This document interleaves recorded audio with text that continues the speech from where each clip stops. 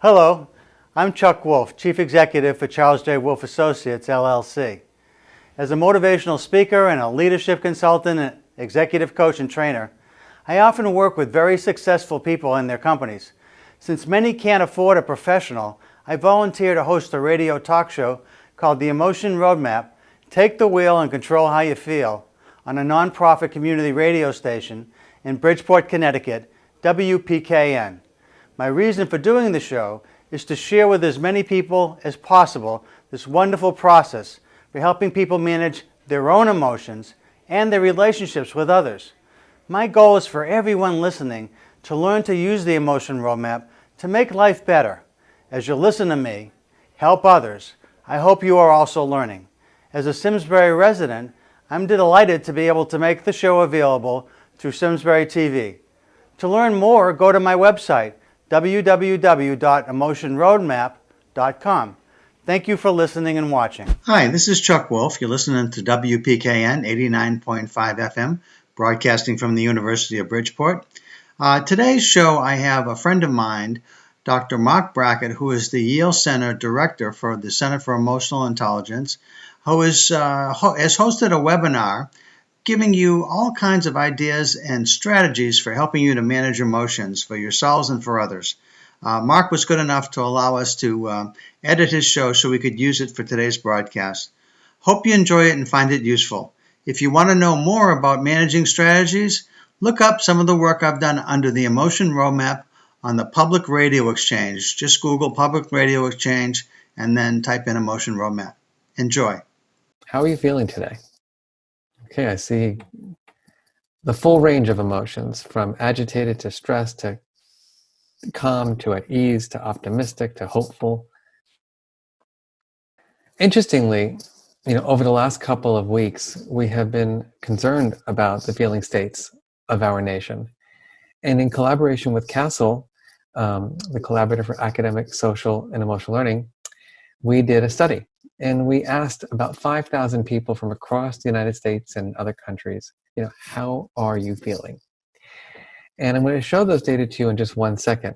But first, what I want to show you are the data that we collected a couple of years ago. So 6,000 teachers from around the USA, just 2 years ago, reported that the number one emotion they were experiencing each day as educators was frustration. About 70% of the feeling words that people used, these educators, to describe their emotional lives were what you might call these negative emotions, but frustration was the number one. The data look a little different as of last week. So on Monday and Tuesday and Wednesday of last week, we asked 5,000 people to tell us how they felt. And here's what we found. Mostly anxiety, mostly overwhelmed, mostly frustrated, mostly concerned.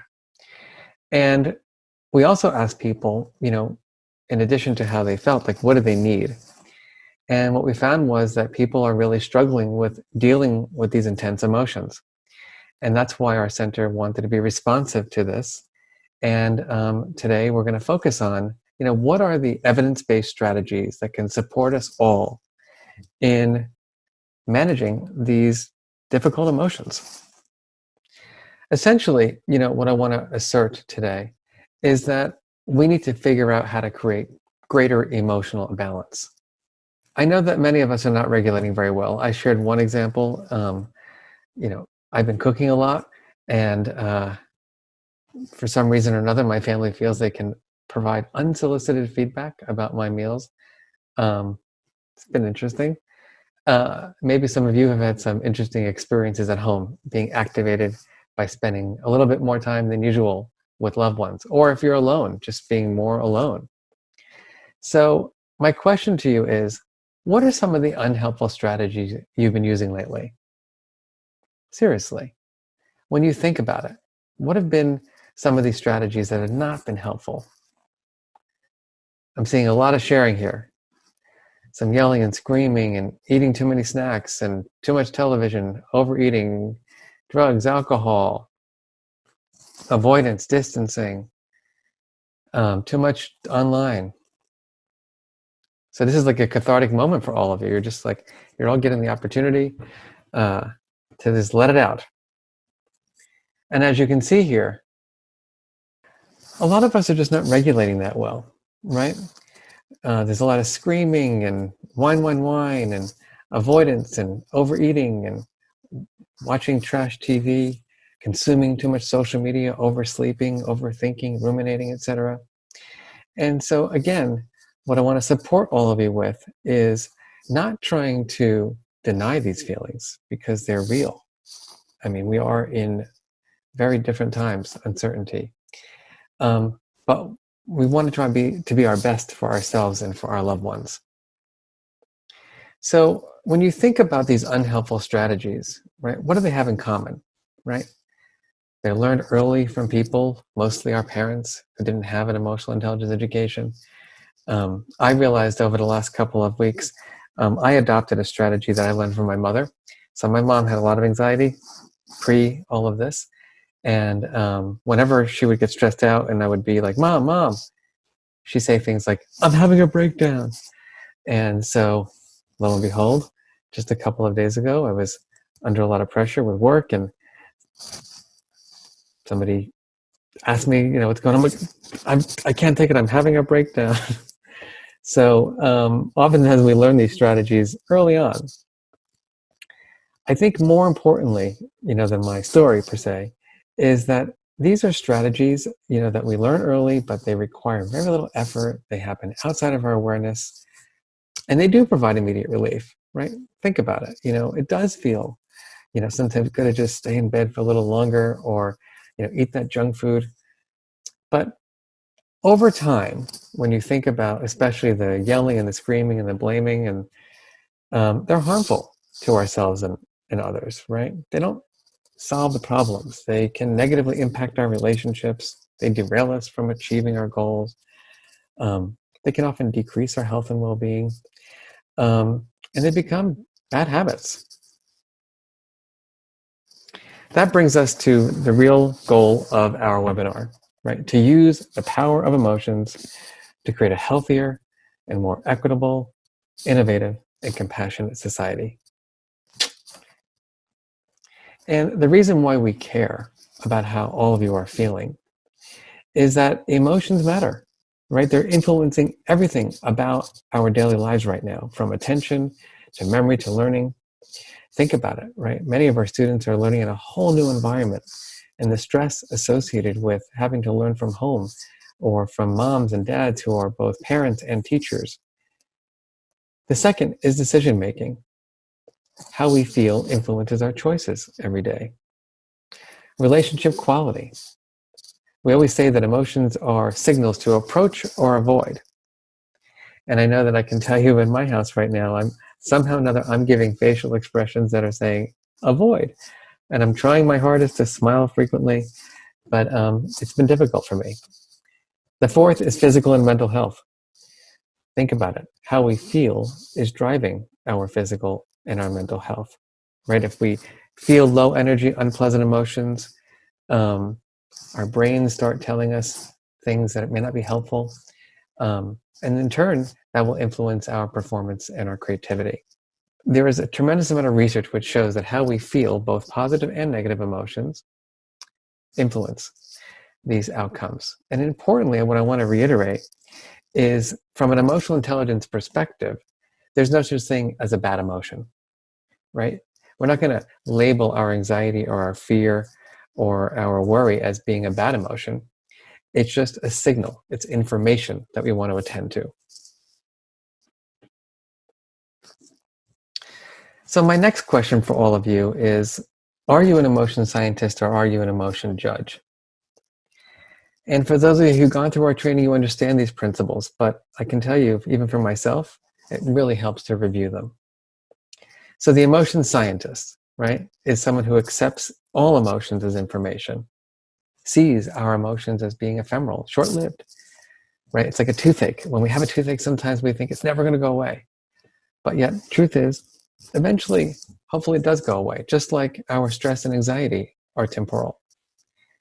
The emotion scientist is open and curious, is in learner mode about his or her own emotions as well as other people's. Wants to get granular. For me, I'm always constantly asking myself, like, what is my real feeling? Am I stressed right now? Am I overwhelmed? Am I just making it up?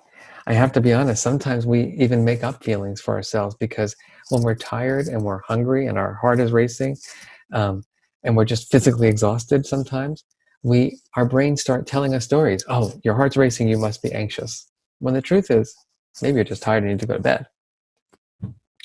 And do we have a growth mindset? Think about that. Do we believe that when we fail at regulating our emotions, that there is opportunity to grow? Now, some of you might be emotion judges, right? You view emotions as error. You see emotions as being permanent. Maybe you're a little critical of your own and other people's emotions. A lot of people tell me, I'm an emotion scientist with my students or with my coworkers, but I'm a real emotion judge, with the people I love the most. Does that resonate with some of you? Are you in knower mode? Do you tell people how they feel? Are you a clumper? And when you fail, do you say things to yourself like, it's hopeless? You know what? I stink at regulating my emotions and there's no hope. Or do you say things like, wait a minute, it's been rough the last couple of days. I let my emotions get the best of me, but you know what? Tomorrow, I'm going to focus on managing more effectively. So now we come to the strategies. What is healthy emotion regulation? How would you define healthy emotion regulation? Just take a moment. Think about healthy emotion regulation. The way we define it at the Center for Emotional Intelligence is the thoughts and the actions that we all use to prevent unwanted emotions, to reduce difficult ones, to initiate ones that we believe we need to feel or want to feel, to maintain ones that are useful in the moment, or to even boost or enhance our emotions. And importantly, from the perspective of the center, emotion regulation is all in the service. The strategies that we use are all in the service of our health and well-being, to build positive relationships, to make sound decisions, and to achieve our goals. And there are many forms of emotion regulation. There's self-regulation, which is what we're going to primarily focus on today. In future webinars, we'll be working on co-regulation. So for example, how do you support other people in regulating their emotions? Or interpersonal regulation, which is about specifically influencing or helping people find the strategies that work for them. But for today, we're going to focus on you, all of you, being the role models. And we're going to talk about the strategies that we can use to influence our own emotions to meet goals. And also we're going to think about what's best for the long run despite our short-term temptations. A few things before we jump into the specific strategies. 1, emotion regulation is specific to the feeling or emotion. Let me be specific here. The strategies that you might use or choose to use to regulate your anger or sadness or fear may be different than the ones that you would use to manage your frustration or your hopelessness. Secondly, they're specific to the person. Strategies are rooted in personality, in our family background, and in our culture. Specifically, what I mean by that is that the strategies that you might use, for example, to restore your well-being. Some people, for example, extroverts, really prefer social situations. So maybe you have a Zoom party right now to interact with your friends and family. Whereas I tried that with my family. It was fine for 5 minutes. And then I was overwhelmed and I wanted to just go sit and kind of, what I do right now is I binge watch shows like The Voice and American Idol. Don't judge me for that, please. And now I'm distracted because I'm thinking about American Idol. But right, so your personality, right, is going to drive you to choosing strategies that are helpful or unhelpful. And of course, our cultural backgrounds all influence this. And finally, Emotion regulation is specific to the situation or the relationship, right? I don't know about you, but I sometimes regulate better at work than at home. I won't ask my colleagues who are on the phone with me right now.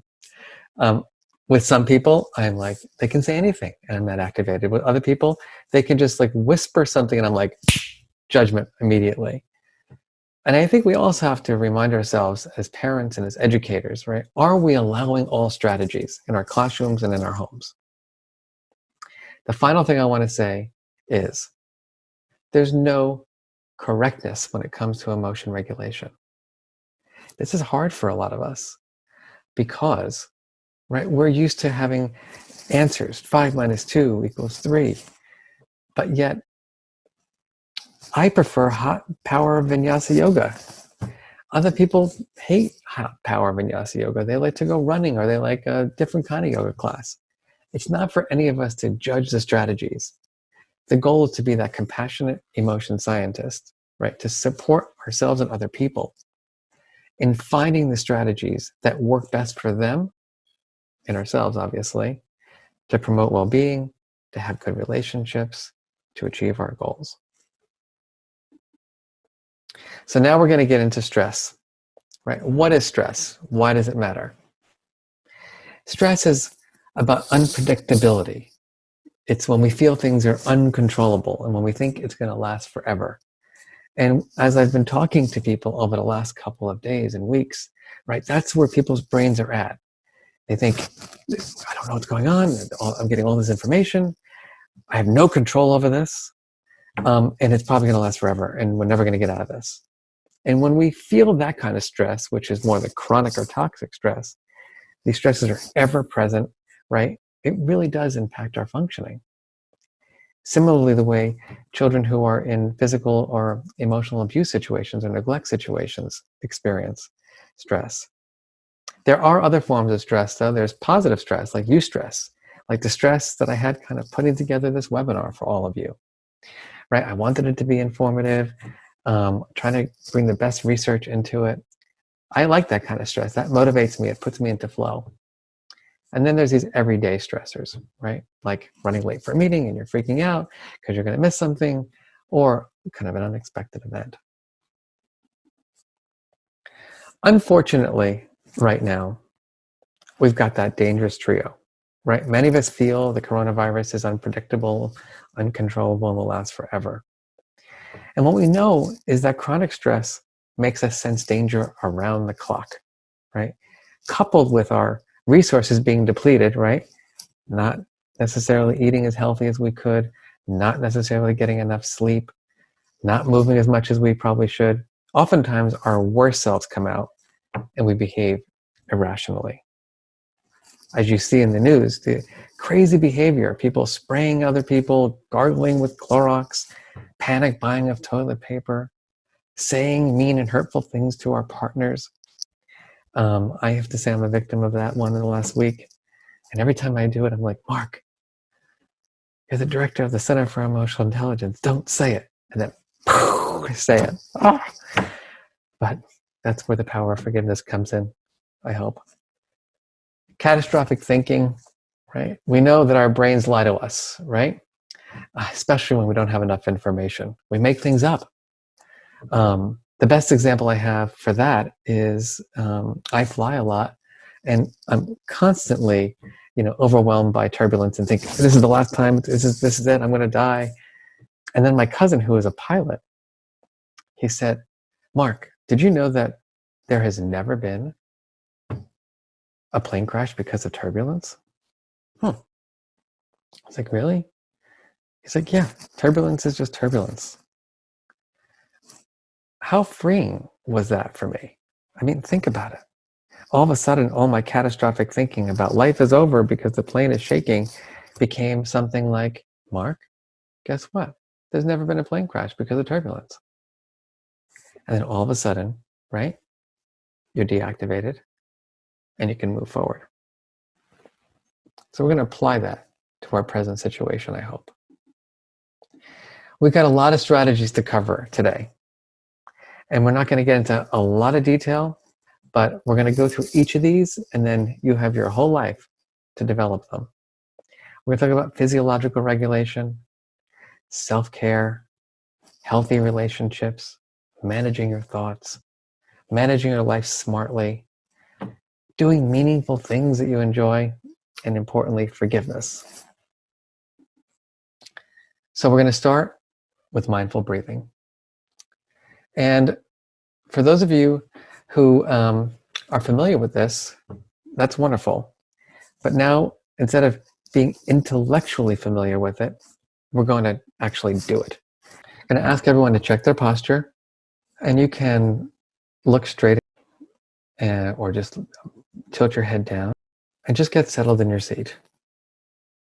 You don't need to make any fancy hand postures or gestures, and just be still and just attend to your breath naturally.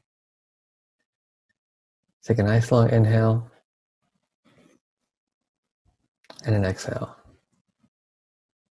and just be. Today we're going to practice one that I really enjoy.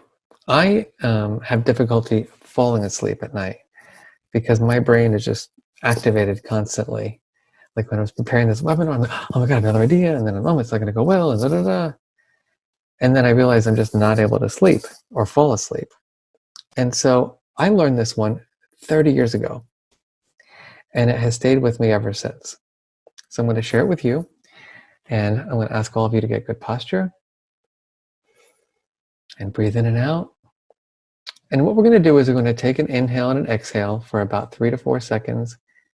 Don't try to hold it a particular way. And when we breathe in, we're going to say in. And when we breathe out, we're going to say out. And then when we're going to breathe in, we're going to say deep, and then slow, and then calm, and ease, and smile, release. Here we go.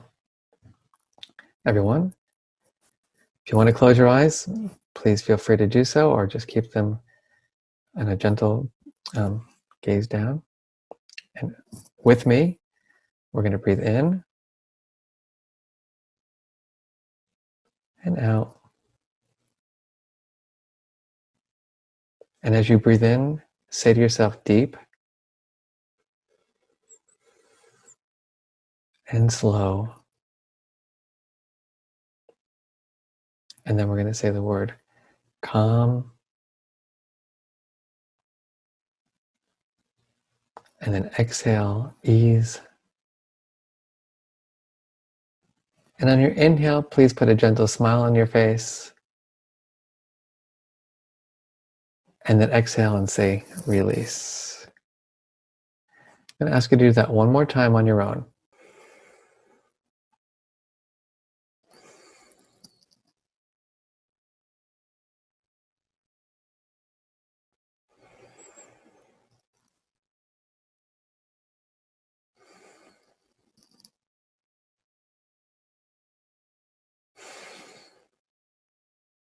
Okay.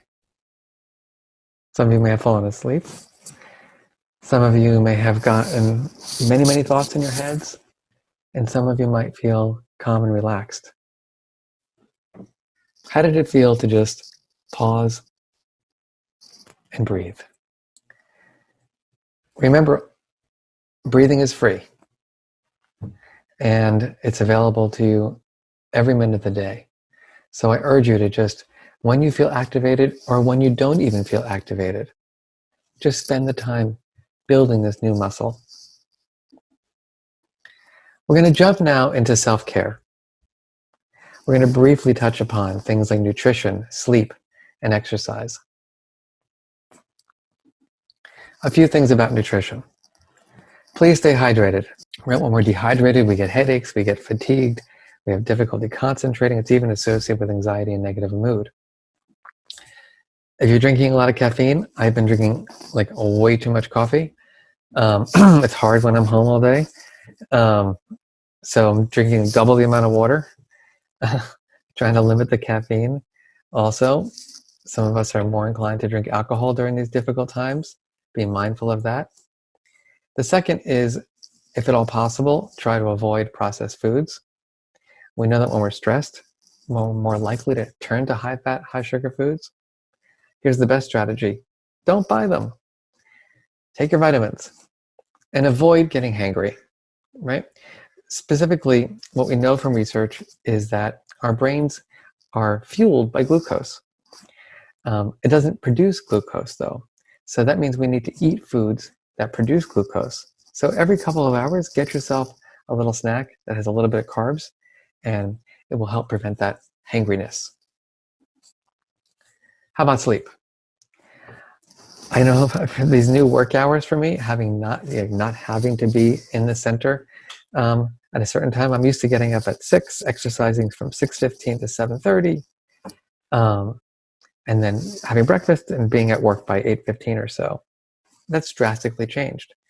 And so I've stayed up till 1 o'clock in the morning, 1:30 in the morning, getting up random hours, and it definitely has, messed with my functioning. So I've been really trying to get back on a schedule, trying not to have my device next to my bed, so that it beeps and goes off at a certain, time in the evening. It even helps to just take time to just take a bath or even do stretching before you go to bed. Because what we know is that inadequate or excessive sleep increases our anxiety, fatigue, depressive symptoms, right? We tend to be more hostile towards our loved ones and others. And disturbed sleep literally disrupts our cognitive functioning, which means that it's going to be harder to regulate when we haven't replenished through sleep. Finally, exercise, right? We know that unfortunately in the United States in particular, we have a problem around obesity. About 40% of our nation is affected by obesity, about 1 in 20 children. Importantly, your exercise, right? Your physical activity, whatever you choose to do. Again, we're not going to be judges. We're going to be compassionate scientists helping to explore what movement works best for you. For example, we've been taking walks now, keeping the distance, but our family has tried to get in an hour walk in the end of the day to just try to get some movement, to decrease anxiety, to help us it's a form of meditation as well. And importantly, what you should know is that during exercise, our brain produces endorphins, which help you to get that runner's high. And I love this study because it shows empirically that, for example, you take 2 groups, one of them exercises, one of them doesn't, and then you kind of activate them or stress them out. And the group that exercised first was less reactive. So literally, exercise is going to help you regulate.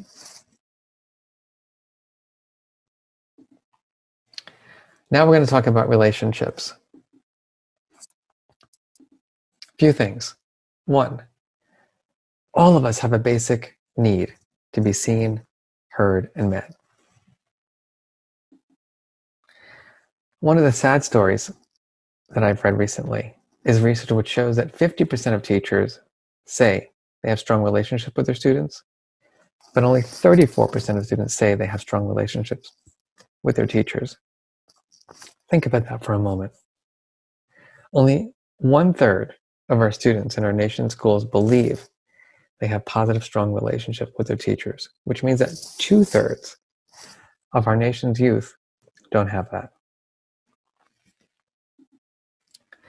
A few things that you should know.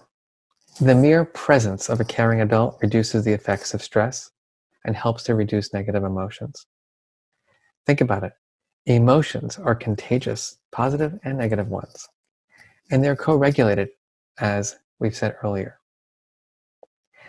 I want to say something that's even more interesting to me, which is that research shows that it's perceived support and not actual support, which means that we have to just build in the brains of our children and our loved ones, our colleagues, our loved ones, that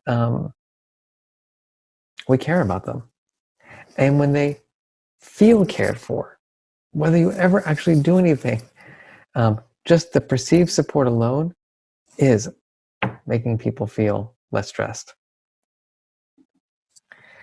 And I want to mention something that I think is also important.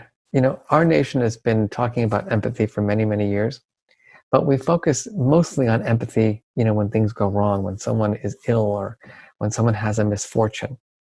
But there is something called positive empathy. What is that? It's the ability to share, celebrate, and enjoy other people's positive emotions. And what's interesting about positive empathy is the following. A, more so than traditional empathy, positive empathy is related to social closeness, and B, it's related to well-being. Take a moment and think about this. There are people who, our friends and our loved ones, they, oh my goodness, I can't believe that happened. I'm so sorry for you. And then there are people who just make you feel fabulous. I had an Aunt Netta that was that way. No matter what she said or did, it was always about embellishing something that she noticed that was positive. I remember when I was a graduate student, I had this one advisor, she wrote this letter for me. She goes, Mark is a paragon of positivity. It's very interesting because I read that to my family and they were like, who the heck does she know? But that's a whole other story. But the point is that when I think of people who I feel really are there for me, it seems to be those people who engage in that positive empathy. So just think about how that might resonate with you, and please think about what you might do to engage in more positive empathy over the next couple of weeks. We're going to jump to managing your thoughts. Something about self-talk. What research shows is that about 40% of our well-being has to do with our general outlook in life. Importantly, that 40% is controlled by us. Negative self-talk, as we know, starts early, often by others who define our reality for us. Think about it. You're too fat, you're too skinny, you're too tall, you're too short, you're too gay, you're too straight, you're too feminine, you're too masculine. Just the list goes on in terms of how other people, right, make us feel bad about ourselves. And sadly, without any intervention, we start believing it. But you can change that conversation. It takes time. It may be uncomfortable because you can't just say, stop thinking that way. That doesn't work. So the first strategy we're going to focus on is positive self-talk. Saying encouraging words in our head about ourselves and the world around us.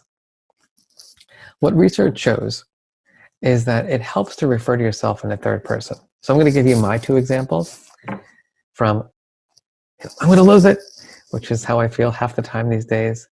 Then I say to myself, but Mark, you're the feelings master. You can get through this. And I'm like, oh yeah, that's true. From I'm never going to make it being at home for so long to Mark, this is an opportunity to learn and grow closer. So last night I tried this strategy at dinner and it was like, tell a story about when. And it was actually fun. I mean, my mother-in-law is living with us right now. I don't really know anything about her. And so we just tried it. Let me use this as instead of an opportunity for like, I can't take this anymore. How about let's just shift our thinking and make it an opportunity to grow and learn closer. I really like this Eckhart Tolle quote. You can't hope, or you can't cope with the future. I'm going to ask you all to pause for a moment. Take a breath. Take an inhale. And take an exhale. You're loosen up your shoulders. Get some movement in. I know that we're not going to be able to do any jumping jacks during this. Maybe stretch out a little bit. And ask yourself, how often do you catch your negative self-talk? How often are you an emotion scientist about the stories that you're telling yourself? And how many of you pause and say, let me try to find a way to say something positive to myself?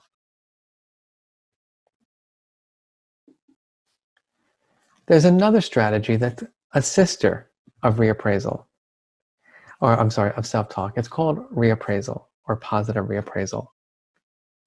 This is when we look at a situation through a different lens. We put a different spin on it. So for example, from there's no way to protect myself from getting this coronavirus to Mark, you're practicing physical distancing and taking every precaution. So think about it. It's from the negative self-view to taking a step back, using a creative process and saying, there's got to be another way to do this, or another way to think about this. I remember, as a scientist who's now been a professor for 20 years, we get a lot of new people working at the center. And oftentimes I'm I have short temper and I'm short fused around people not getting things. And, I'm like, oh God, they don't train people the way they used to. And I'm like, wait a minute. Mark, you've been a professor for 20 years. You've read all these books and articles, right? Have some compassion. Maybe suggest a reading list as opposed to just blaming the system for not training people as best as they could. So here's the fun part. And this is the fun part, it's actually the hard part, which is a lot of us have difficulty with this. But there's hope. And we're going to try this exercise together now. I'd like you to imagine right now that you're struggling with being cooped up at home. You're feeling really lonely and sad. What are some of the unhelpful or even some of the helpful things you might say to yourself? Nikki, maybe you can share some of these unhelpful and helpful strategies? I can do that. I can connect with loved ones, spending extra time with the family. People do love me, praying. The least we can do is help. Everything is temporary. Mark, one of your favorites. I'm safe at home. More time with the people I love. This too shall pass. There's some of the unhelpful ones. This will never end, I'm seeing. Ruminating. Spending more time on social media. All right. Blaming others. So now we're going to jump. And what I love about this technique is that it shows compassion. So it's often hard to think of positive strategies for ourselves. And it's often easier to think of strategies for other people. So now let's imagine your closest loved one, right? Someone you really care about is feeling lonely and sad and all cooped up. Take a moment. Think about your child. Think about your close friend. Think about your parent. Think about your partner. They're telling you, I'm lonely, I'm feeling sad, right? What might you say to them? What's your advice? What might you say to your friend, to your loved one who's struggling with being lonely or feeling sad or all cooped up? So Mark, I'm seeing this too shall pass. Have faith. This is temporary again. We're in this together. I love you. Talk to me anytime. Take a bath. Lovely. Tell me what you need right now. I like that one. So the question is, when you're feeling stuck, or in the case of your child or loved one feeling stuck, can you take a breath and just say, well, honey, what might you say to this person? I'm going to give you one of my favorite examples. A mom came up to me recently at one of the talks I gave from my new book. And she said, Mark, I use the strategies. I'm like, tell me more. And she goes, my son was in the back seat of the car. He's 7 and he was really anxious because we were going to the dentist. And he was just saying, Mommy, I'm scared. Mommy, I'm scared. Mommy, I'm scared. I don't want to go. And then the mom said, well, honey, what would you tell your best friend who was struggling or fearful about going to the dentist? And then the little boy said something like, well, I'd say it's going to be okay. Your teeth are going to be all clean. And he came up with all these great ideas. And then the mom said to him, well, honey, could you say those same things to yourself? And she said the boy just sat there and her son just sat there and breathed in. And then he said to his mom, he goes, Mommy, you're a genius. So, right, the mom didn't have to be the knower. right? The mom didn't have to be the knower. She had to be the compassionate emotion scientist, right? Who just offered her son an idea. Said, just think about what you might share or give advice to this person about, and then allowing that child to apply it to themselves.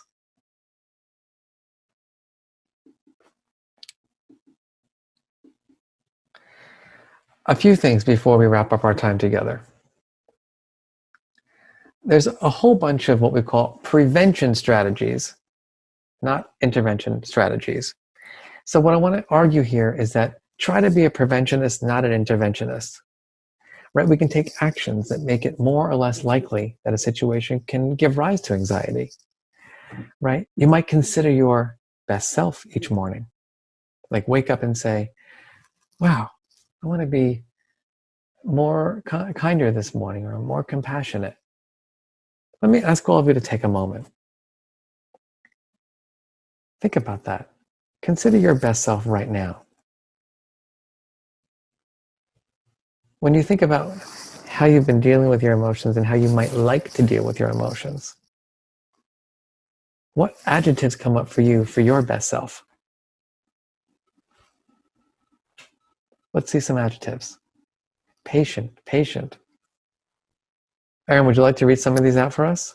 Sure. Smiling, calm, thoughtful, kind, hopeful, patient, positive, compassionate, forgiving, rational, good listener, appreciative, fun, prudent, gentle. Wonderful. Yep. So the question is, before you go down for breakfast, before you get on that Zoom meeting with your boss or a colleague or your students, can you just activate that best self? That's a prevention strategy. Today, I'm going to evoke my compassionate best self. Some other tips. Don't surround yourself with people who make you very anxious. Do surround yourself with people who are calming. Don't check social media or watch the news all day. You'll go crazy, like I did last week. But do stay informed. Another critical piece is having a routine.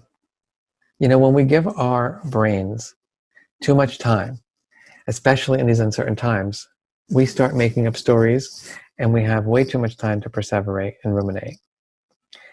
Giving yourself the opportunity, right, to have a plan. For the first week that I was home, because I wasn't sure, none of us were sure what was happening, I was sitting at my kitchen table, I was watching the television, I had CNN on all day, I was next to the refrigerator. I was going nuts. And then immediately I realized, like, this is not working. And I found a little place in my house for my little desk, set up to do these webinars. And all of a sudden life changed because I had structure and I was putting my exercise in, my meal times in, my going for walks with family in. So I can't tell you, or I can't say enough about being organized and having a routine. What about you? Are there ways that you might be able to create a better routine over the next week? It's only Monday. So Mark, some people are saying walking in the morning, writing down your routine, setting out your clothes the night before, setting aside some time for self-care, more exercise, begin the day with yoga, regular bedtime, clear up the clutter. Sounds great. Get dressed every day. I know. Those of you who know me, you've been seeing me. My hair grows really fast, and so I'm trying to now I have this new thing in there. Like, what creative thing can I do with my hair today so it doesn't look like it's like going to touch the ceiling? So that's been my little fun thing in the morning to do. Finally, as we bring our time together to a close, we're going to do two things.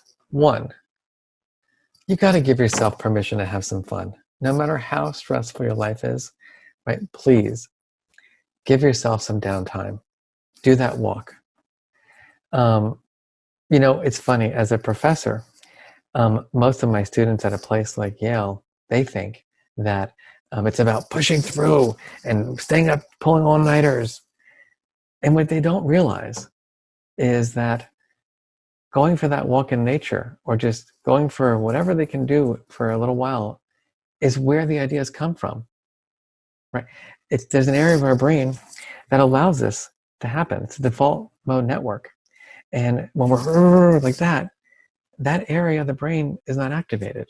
But when we allow ourselves to be free in a yoga class or taking a walk, all of a sudden the ideas come about. Now, here are just some ideas, but please make up your own. Robin at our center, she said she and her husband are now singing when they're making their bed in the morning. Hey, you know what? Sounds great to me. Maybe you can think about a person in your life who has been there for you, that person who demonstrated positive empathy. And maybe after this call, you can write them a gratitude letter. Maybe you want to start a new photo album. Maybe you want to find ways to help your community. As we wrap up our time together, I just want to say a few things. One, please know that these strategies are developmental, meaning as you try to apply these to your children, think like a scientist.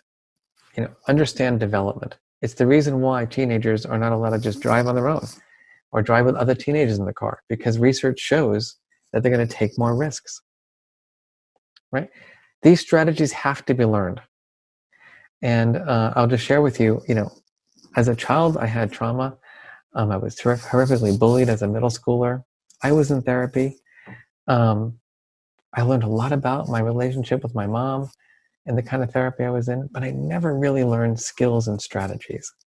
It wasn't until I was reading papers in graduate school that I even heard of the term reappraisal.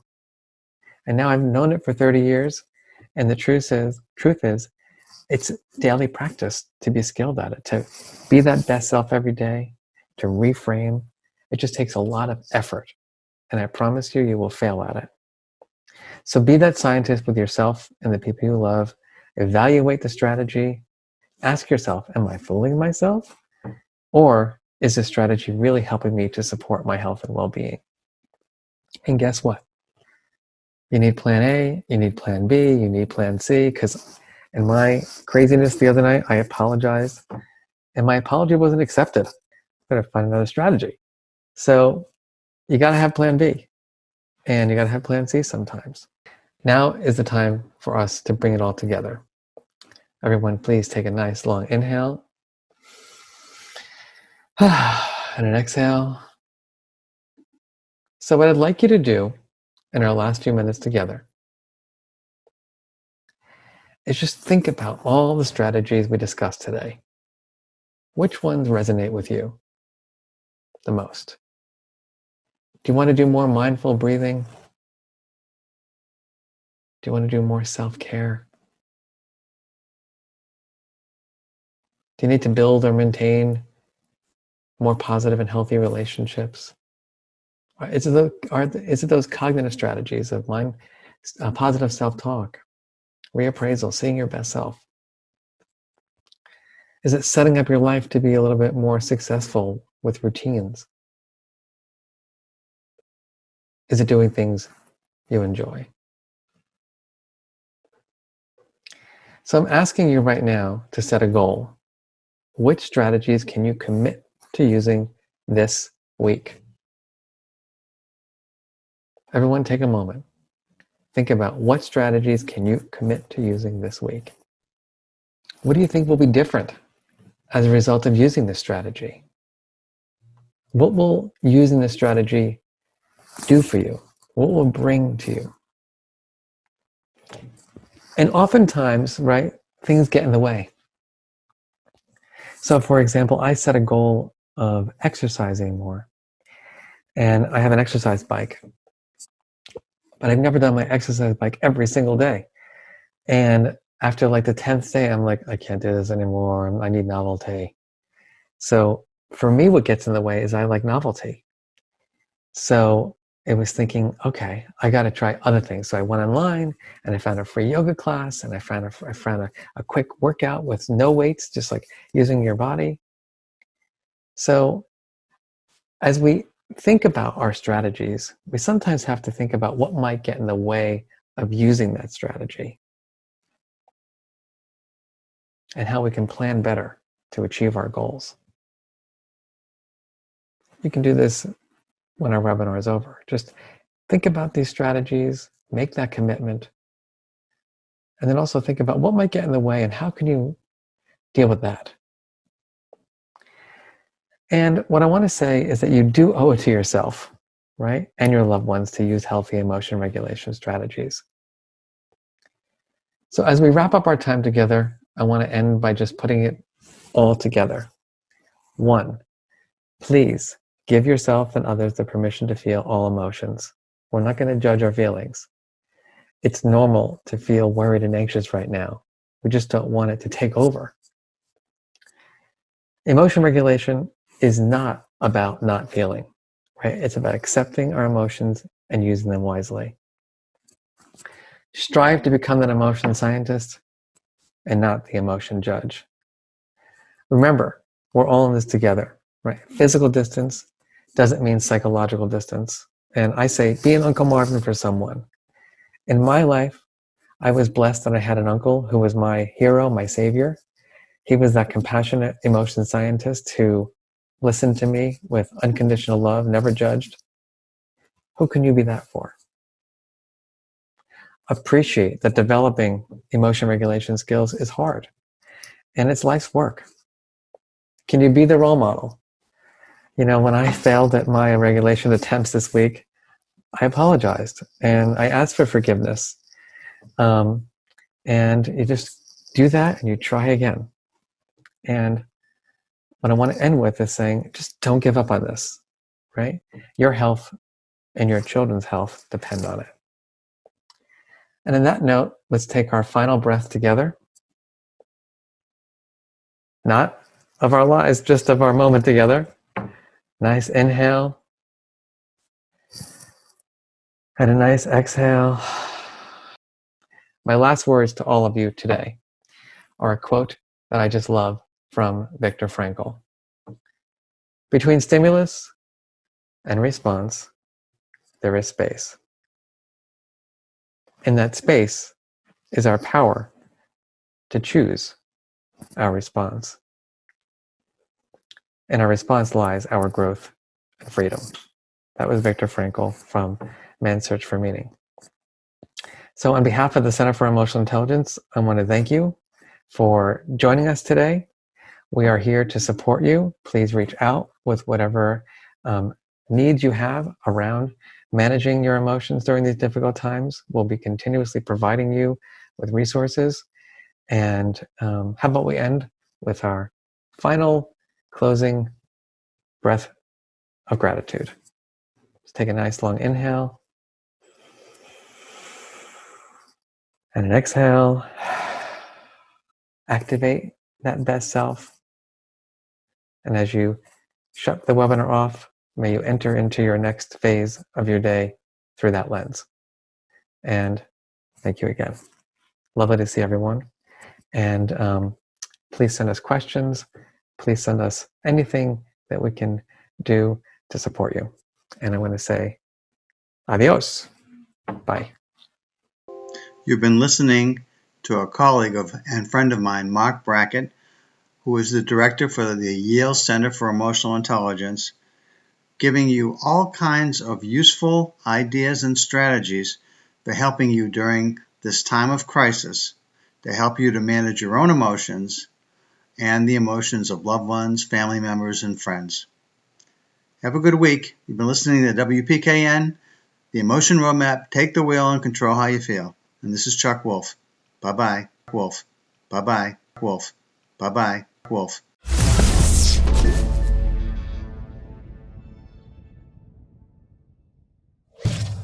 Funding for Simsbury Community Television is provided in part by contributions from viewers like you.